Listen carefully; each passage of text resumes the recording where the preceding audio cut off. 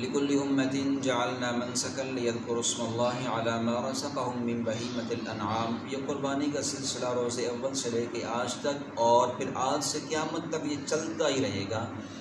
آدم علیہ السلام سے لے کے آج تک اور آج سے قیامت تک یہ سلسلہ چلتا چلا آ رہا ہے اور چلتا ہی رہے گا۔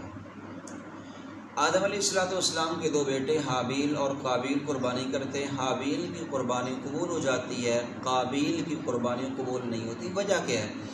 وجہ یہ ہے کہ ہر عمل میں اخلاص شرط اول ہے۔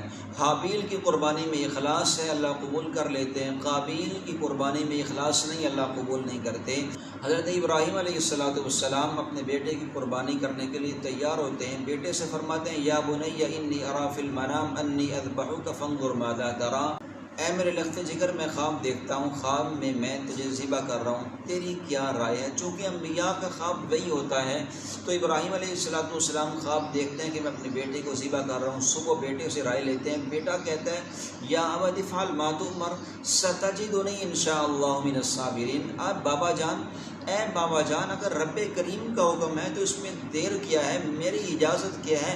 میں تو پہلے سے تیار بیٹھا ہوں۔ رب کا حکم ہے تو پھر اس میں کوئی دوسری رائے، رب کا حکم ہے تو اس میں کوئی دوسری رائے نہیں ہے، آپ مجھے ذبح کریں میں تیار ہوں۔ یا ابت افعل ما تؤمر۔ یہی وجہ ہے کہ پیارے پیغمبر صلی اللہ علیہ وسلم جب سے مدینہ طیبہ تشریف لائے، آپ 10 سال مدینہ طیبہ میں رہے، 10 سال آپ قربانی کرتے رہے۔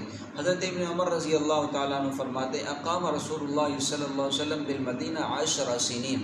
پیارے پیغمبر صلی اللہ علیہ وسلم نے مدینہ میں 10 سال قیام کیا، یضحی، ہر سال وہ قربانی کیا کرتے تھے۔ تو قربانی سنت ابراہیمی ہے اور پیارے پیغمبر صلی اللہ علیہ وسلم نے ہر سال قربانی کی ہے۔ یہ قربانی ہر صاحب استطاعت پہ، ہر طاقت رکھنے والے پہ، ہر صاحب استطاعت پہ لازم ہے۔ سونا، چاندی، نقدی، مال تجارت اور گھر کا جو گھریلو زائد سامان ہوتا ہے وہ یہ نصاب ہے۔ سونا 7.5 تولے ہو، چاندی 52.5 تولے ہو، نقدی اتنی ہو کہ 52.5 تولے چاندی کی قیمت کو پہنچے۔ تو اس وقت چاندی 52.5 تولے تقریباً 1,40,000 کے قریب بنتی ہے، یعنی 1.5 لاکھ روپیہ جس کے پاس ہے یا اتنی ہی مالیت میں اس کے پاس چاندی موجود ہے تو اس پہ قربانی واجب ہے۔ قربانی نہیں کرے گا تو گناہ گار ہوگا۔ امام الانبیاء صلی اللہ علیہ وسلم نے فرمایا کہ جو بندہ قربانی کی استطاعت رکھنے کے باوجود قربانی نہ کرے وہ ہماری عیدگاہ کے قریب مت آئے۔